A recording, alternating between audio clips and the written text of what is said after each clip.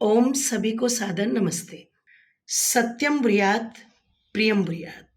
सत्य बोलो, मधुर बोलो। वाक्य सुनने में बहुत अच्छा है, शास्त्र वचन है, अच्छा होना भी चाहिए।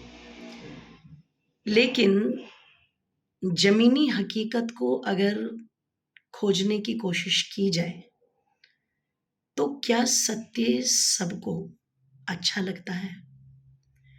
क्योंकि कुछ लोग कहते हैं कि सत्य कटु लगता है, कड़वा लगता है, दुखदाई हो जाता है, तरह तरह की बातें।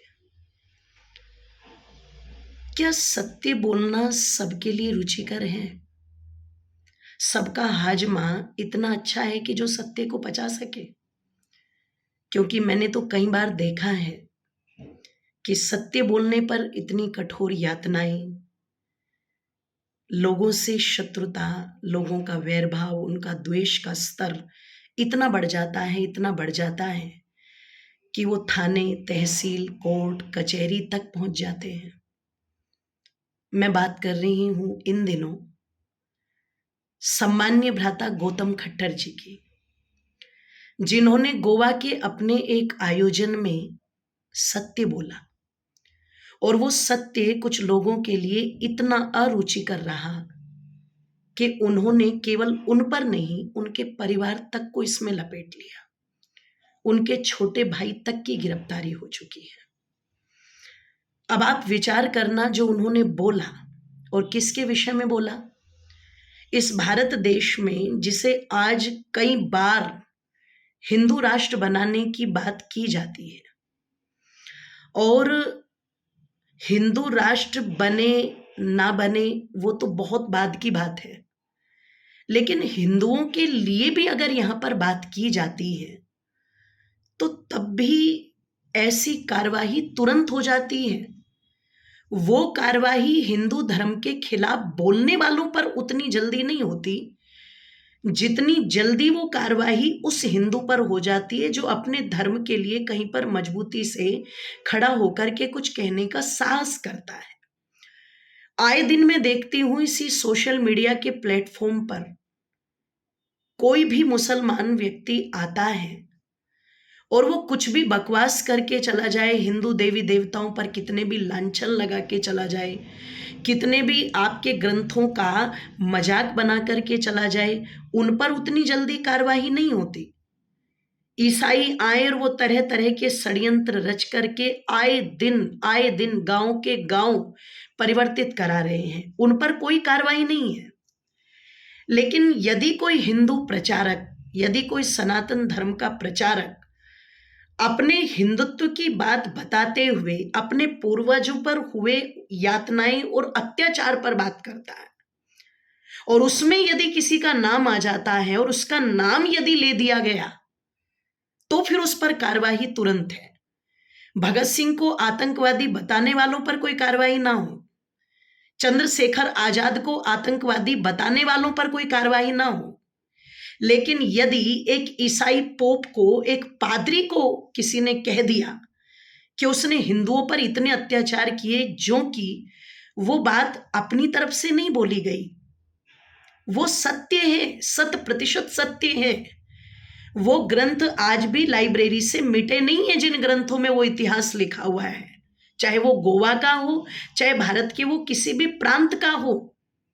आज से लगभग 450 या 500 वर्ष पहले फ्रांसीसी जेवियर, जिसको सेंट जेवियर अगर मैं भारत के शब्दों में कह दूं तो जिसे संत की उपाधि से नवाजा गया, जिसका उद्देश्य ही था भारत में ईसाई मिशनरियों को फैलाना, और उस ईसाइयत को फैलाने के लिए जिस व्यक्ति ने इतनी क्रूरता, इतने नरसंहार हिंदुओं पर किए, उनकी बहन बेटियों पर किए, बच्चों पर किए, आज तक भी उन औजारों को रखा गया है सुरक्षित, जिन औजारों के माध्यम से वो अत्याचार किए गए। उनकी गर्दनें काटी गई, उनके अंगों अंगों को काटा गया, यहां तक कि गर्म शलाखा लेकर के स्त्रियों के एक शरीर में उसको घुसेड़ देना। इतनी अत्याचार, इतनी यातनाएं जिस फ्रांसीसी जेवियर ने की हो, उसके आदेशों पर हुई हो, और जिसे ये सब देख करके बहुत अच्छा लगता हो कि मैं अपने धर्म के लिए ये काम कर रहा हूं, तो मेरा परमात्मा तो मुझसे बहुत खुश है। दूसरे जीवों को कष्ट देके, दूसरे मनुष्यों को कष्ट दे करके, और उन्हें लगता है कि हम धर्म योद्धा और हम धर्म का प्रचार कर रहे हैं, हम अपने मिशन को बढ़ा रहे हैं, जिनका उद्देश्य यही रहा कि उनके धर्म की मान्यताओं पर पता नहीं कितने हिंदू जो थे वो भेंट चढ़ गए, कट गए, मर गए, उन्हें मार दिया गया।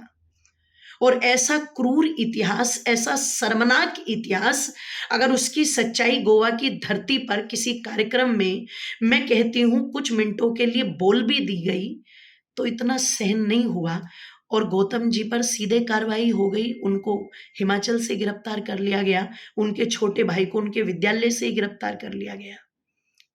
तो क्या आपको नहीं लगता कि जिस देश में आप शोर मचा करके कह रहे हो कि इसे हम हिंदू राष्ट्र बनाएंगे, हिंदू राष्ट्र बनाएंगे, हिंदू राष्ट्र बनाना तो बहुत दूर की बात है, या तो हिंदुत्व की बात करने पर ही कार्रवाई हो रही है।